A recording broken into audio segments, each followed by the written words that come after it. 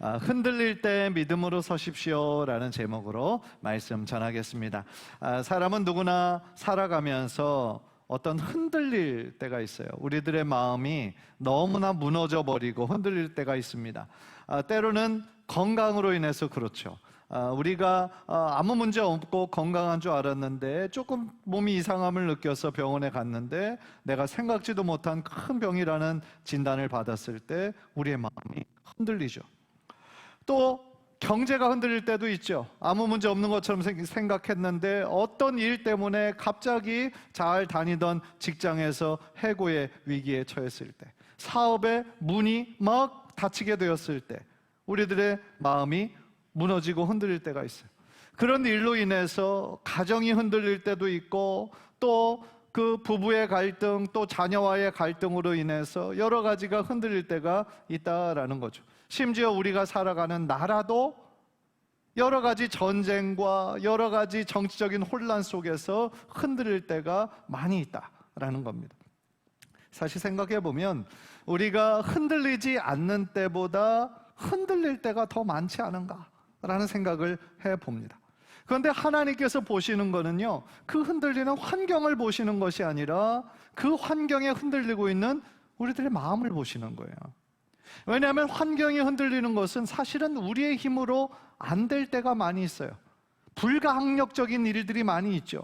그런데 그 일로 인해 우리들의 믿음까지 흔들리면 우리의 삶 전체가 흔들려 버릴 수가 있기 때문이다 라는 것이죠.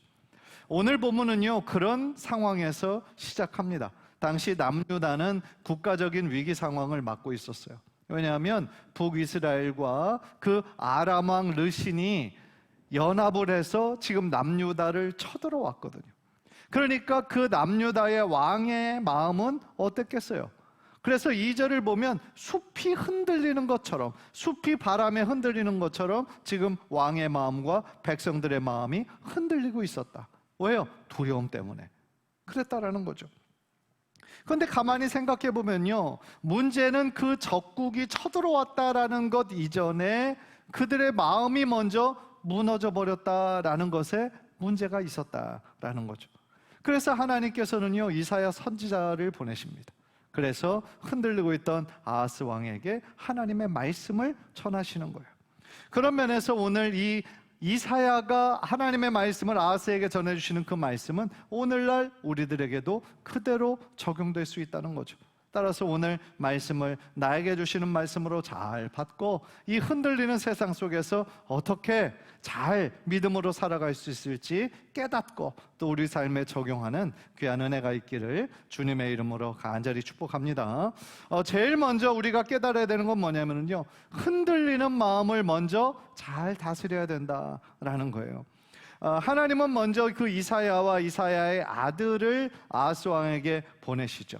그런데 그때 아하스 왕이 뭘 하고 있었냐면요, 3절을 보면 그때 여호와께서 이사야에게 이르시되 너와 내 아들 스알랴습은 윗모스도 끝 세탁자의 밭 큰 길에 나가서 아하스를 만나라. 그러니까 길게 설명을 했지만 결국 수로를 점검하고 있었어요. 왜냐하면 전쟁을 하는 데 있어서 지금 예루살렘 성 안에 있는 이 백성들을 거기 안에서 싸우는 동안 생존하기 위해 뭐가 제일 필요할까요? 음식과 물이에요. 따라서 밖에서 지금 성 안으로 들어오는 수로를 잘 점검하고 있었다라는 거죠. 인간적으로 보면 합리적인 행동이고 왕으로서 책임감 있게 그 일을 하는 거죠. 그런데 문제는 그 전쟁을 준비하면서 이 아하스는 너무나 마음이 두려움으로 인해 떨고 있었다라는 거예요. 그게 2절이에요. 2절. 왕의 마음과 그의 백성의 마음이 숲이 바람에 흔들림 같이 흔들렸더라.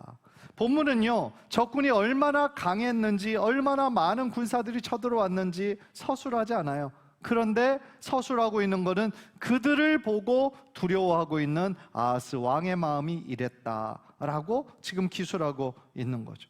그런데 하나님은 그 우리들의 마음이 흔들리는 것을 집중하신다 그랬어요. 왜요? 우리의 마음이 무너지면 모든 것이 흔들리기 때문에 그래요. 잠언 4장 23절은 이렇게 말씀합니다. 우리 다 함께 읽을까요? 시작. 모든 지킬 만한 것 중에 더욱 내 마음을 지키라. 생명의 근원이 이에서 남으니라. 우리의 마음을 힘써 지키는 것이 제일 중요하다라는 거예요. 왜냐하면 생명의 근원이 거기에서, 우리의 마음에서 비롯된다라고 이야기하기 때문에 그래요. 그러니까 달리 말하면 우리들의 마음을 잃어버리면 믿음도 잃고요, 믿음을 잃어버리면요, 하나님의 음성도 들리지 않아요. 어떤 거를 해도 하나님을 느낄 수가 없다라는 거예요. 왜요? 두려움이 있으면 우리의 시선이 하나님을 바라기보다는 그 문제 자체만 바라보고 있기 때문에 그렇다라는 거죠. 아하스도 마찬가지였어요. 그의 눈에는 하나님이 잘 보이지 않았어요. 연합군만 보였어요. 지금 자기의 앞에 쳐들어온 그 군사들만 보니까 마음의 두려움으로 인해서 그의 마음이 바람에 흔들리는 숲처럼 흔들리고 있었다라는 거죠. 그래서 하나님은요, 흔들리고 있는 아하스 왕에게 제일 먼저 말씀한 게 4절이에요. 4절 보면 그에게 이르기를 너는 삼가며 조용하라. 르신과 아람과 르말리아의 아들이 심히 노할지라도 이들은 연기나는 두 부직갱이 그루터기에 불과하니 두려워하지 말며 낙심하지 말라. 하나님은 먼저 뭐라고 얘기하십니까? 삼가며 조용해라. 그 원어를 보니까요, 침착해라, 평정을 유지해라, 그런 말씀이에요. 왜 그랬을까요? 두려움에 사로잡힌 사람들은요, 하나님의 말씀을 들을 수가 없기 때문에 그래요. 왜요? 그의 마음이 너무나 세상적인 걱정과 두려움으로 인해 가득 차 있었기 때문인 거죠. 그런 순간에는요, 기도해도 하나님의 음성이 들리지 않죠. 말씀을 봐도 잘 보이지가 않아요.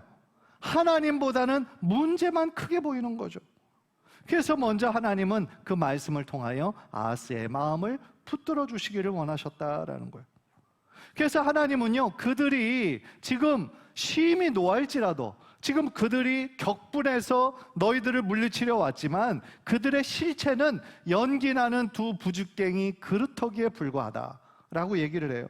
그러니까 이것을 세번역 성경으로 보니까 타다가만 부직갱에서 나오는 연기에 지나지 않다. 무슨 얘기예요? 불길을 막 크게 일으킬 수 있는 그런 게 아니고 아무것도 아니다, 다 꺼져가는 연기에 불과하다 라고 하나님이 말씀해 주시는 거예요. 그러니까 두려워하지 말아라, 낙심하지 말아라 라고 얘기하시는 거죠. 사실은 이렇게 그들의 마음을 위로하시고 믿음의 문제로 말씀하셨던 것은 우리 예수님도 동일하셨어요. 어떤 길로 가시다가 큰 풍랑을 만났죠. 그때 그 풍랑이 쳐서 뱃사람이었던 그 제자들도 죽음의 위기를 겪을 만큼 엄청나게 크고 갑작스러운 폭풍이었던 것 같아요. 그때 예수님을 깨우면서 예수님, 우리가 다 죽게 되었습니다, 우리를 좀 살려주십시오 라고 했을 때 예수님이 일어나셔서 제일 먼저 그것을 없애주신 것이 아니라 뭐라고 말씀하셨습니까? 어찌하여 무서워하느냐, 왜 이렇게 믿음이 없느냐, 책망하시죠. 누구를, 어떤 믿음을 말씀하시는 걸까요? 자기 자신. 내가 행했던 그 모든 것들을 너희는 벌써 잊었느냐? 오병이어의 기적을 잊었느냐? 내가 사람을 살려낸 것을 너는 벌써 잊었느냐? 그러니까 예수님이 누구신지, 하나님의 아들이신지 너희는 왜 그거를 믿지 못하느냐? 제자들을 책망하셨죠. 사랑하는 성도 여러분, 혹시 우리들의 삶에도 이런 인생의 어떤 큰 풍랑을 겪고 있는 우리 분들 계십니까? 건강의 문제로, 혹은 경제적인 문제로, 혹은 자녀의 문제로, 직장의 문제로 우리들의 마음이 너무나 많이 괴롭고 흔들리는 분들 혹시 계시지 않습니까? 사실은요, 그 문제 자체도 힘든 거지만 그 문제로 인해서 우리의 마음이 너무나 흔들리고 하나님에게서 멀어질지도 모른다라는 것이 문제인 거죠. 기도하기보다 걱정을 더 많이 하고, 말씀을 읽기보다 뉴스를 더 많이 의지하고, 하나님의 약속을 붙잡기보다 눈앞에 보이는 현실의 숫자를 놓고 걱정할 때가 많이 있다는 거죠. 바로 그때 하나님께서 우리에게 말씀하시는 거예요. 조용히 침착하게 하나님을 집중해라, 침착하게 행동해라, 두려워하지 말아라, 겁내지 말아라. 하나님 우리에게 말씀해 주시는 거예요. 이 말씀은 우리가 처한 현실을 외면해라, 그런 뜻이 아니에요. 문제를 무시하라는 것이 아니라 우리가 처한 그 어떤 문제보다 하나님은 크신 분이시다. 그것을 기억하기를 원하시는 거예요. 사랑하는 성도 여러분, 믿음은요, 우리 삶에 문제가 하나도 없는 거, 그것을 이야기하는 게 아니에요. 오히려 하나님께서 우리에게 찾으시는 그 믿음은요, 문제가 많이 있어도 제일 먼저 하나님을 신뢰하는 그 믿음을 우리들에게 요구하신다. 세상의 문제는 계속 우리들을 찾아오죠. 하나를 해결하면 또 다른 문제가 찾아오기 마련입니다. 그러므로 흔들리는 시대 속에서 우리에게 가장 필요한 거는요, 그런 환경을 없애는 것이 아니라 언제나 우리의 모든 것을 다하시는 하나님 앞에 솔직한 마음으로 나아가는 거예요. 겸손한 마음으로 나아가는 거예요. 그렇게 하나님의 뜻에 우리가 순종할 때 비로소 우리가 믿음으로 올바로 서게 될 줄 믿습니다. 오늘 본문에서 두 번째로 깨닫는 거는요, 하나님은 사람의 계획보다 자신의 계획을 언제나 이루신다 라는 거예요. 하나님께서 흔들리고 있는 아하스의 마음을 붙드신 후에 그가 왜 두려워할 필요가 없는지를 말씀하시죠. 그게 5절 6절이에요 5절 6절.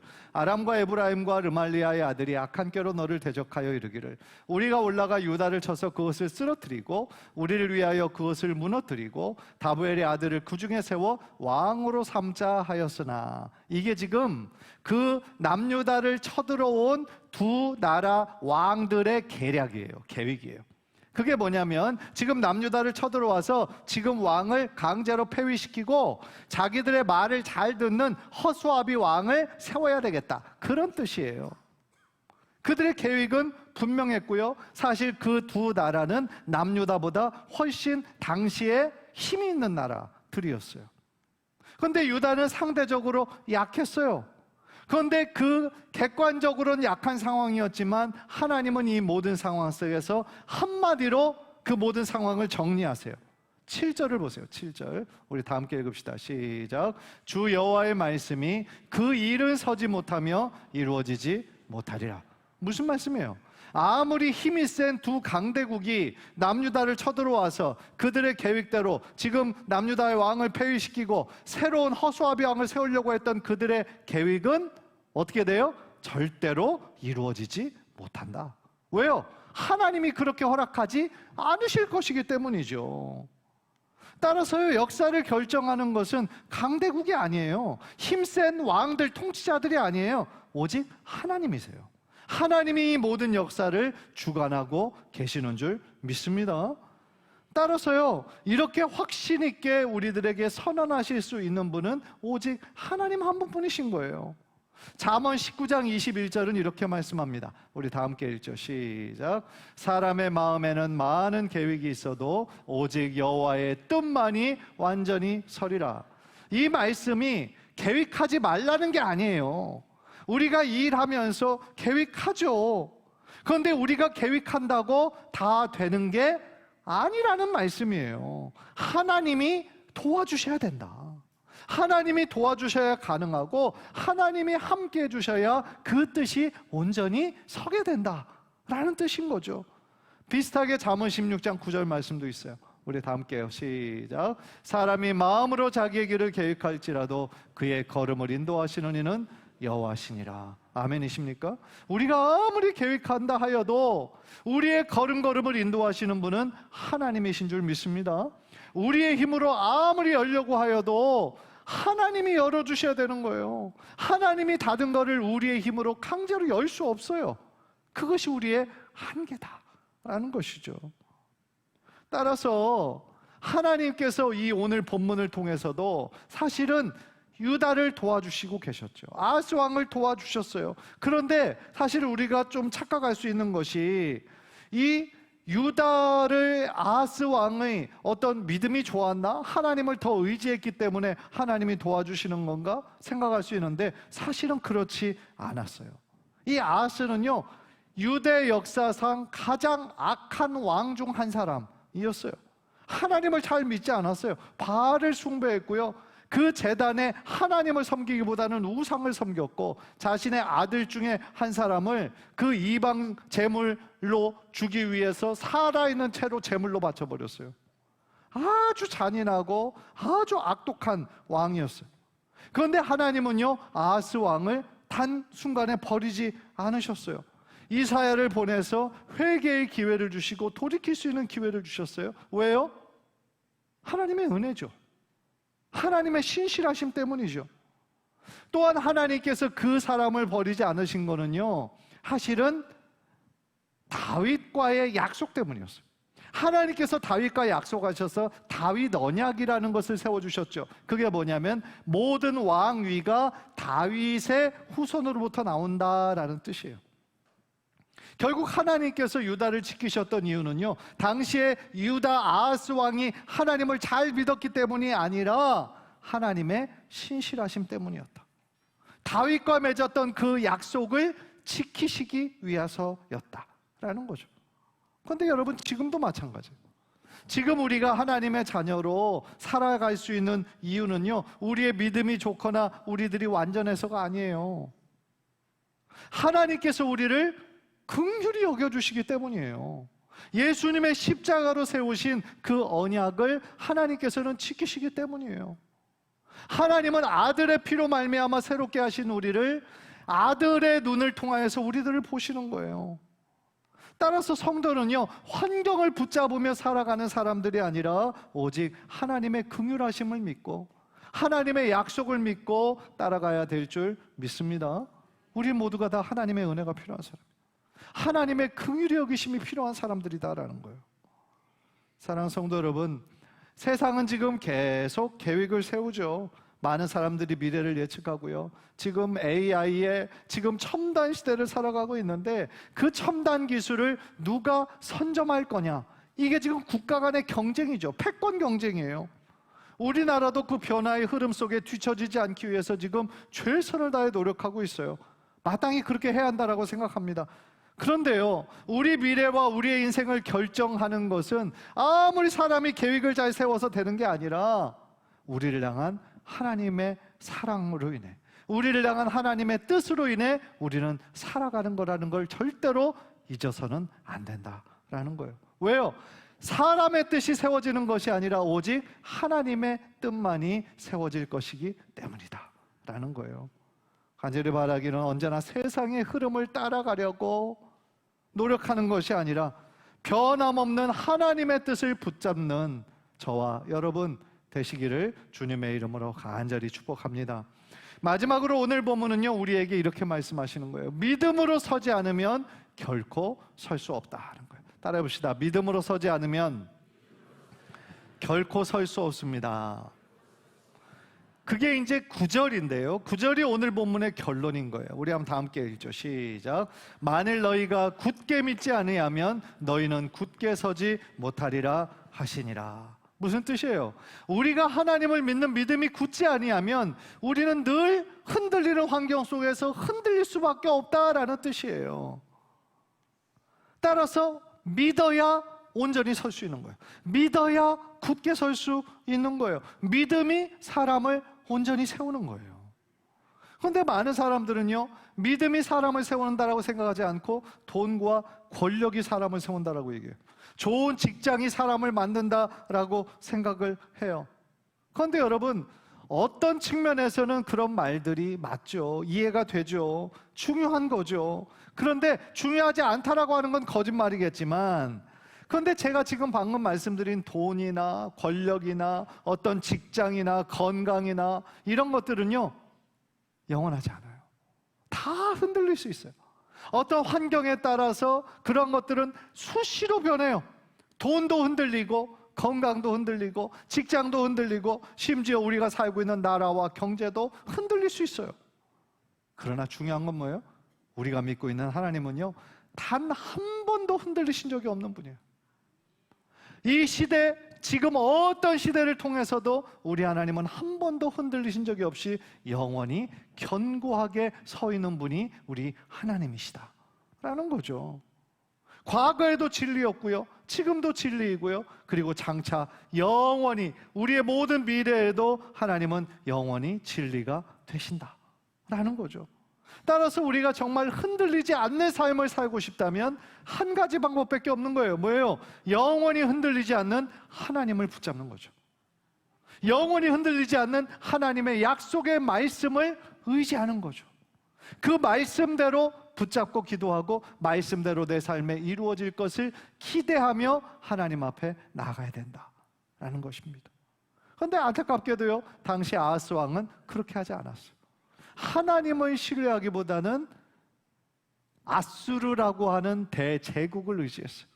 그래서 아수르의 도움을 청해서 이 두 나라의 연합군을 물리치는 것처럼 그 당시에는 보였어요. 그런데 그것이 더 큰 올무가 되어서 결국 아수르에 의해 침략을 또 당하게 되죠. 이것이 믿음이 없는 현실주의의 한계인 거예요. 그 순간은 모면한 것 같았겠지만 결국은 더 큰 문제를 불러일으켰다라는 거죠. 반면에 아하스의 아들 히스기야가 있어요. 여러분, 히스기야 왕은 잘 아시죠? 히스기야 왕도요, 당시의 대제국이었던 아수르의 침공을 받았어요. 상황은 비슷했어요. 아수르가 쳐들어온 거죠. 풍전등화의 위기의 상황이었던 거예요. 그런데 히스기야는 어떻게 합니까? 아하스 왕 자신의 아버지처럼 그렇게 하지 않고 성전에 올라가요. 하나님 앞에 나아가 간절한 마음으로 부르짖으며 하나님께 기도해요. 왜요? 하나님이 도와주셔야 됩니다. 하나님이 우리의 능력이십니다. 하나님이 원하시면 하실 수 있습니다.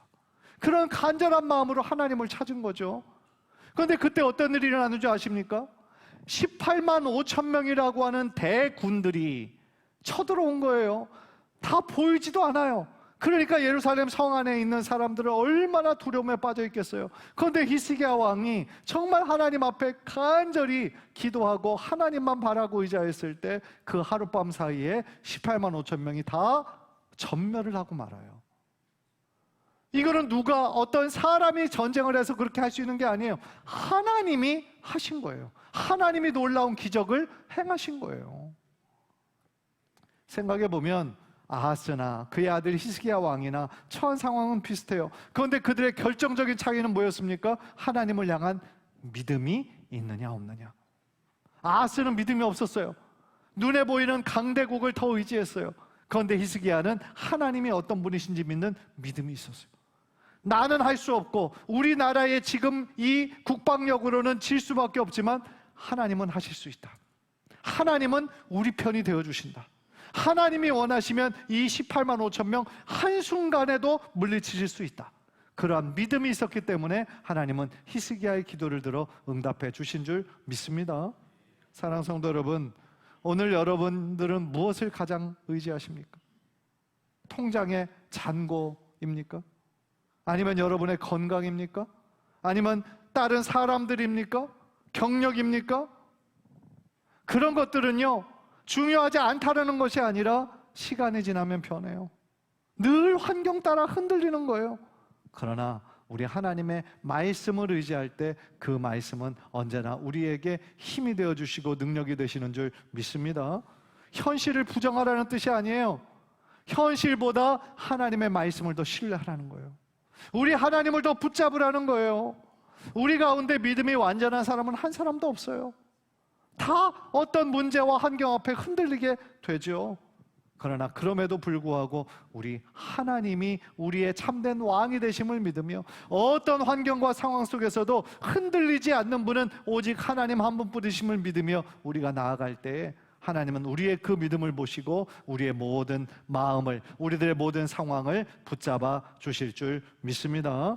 간절히 바라기는 앞으로도 세상은 흔들리겠죠. 그렇죠. 앞으로도 세상은 흔들릴 겁니다.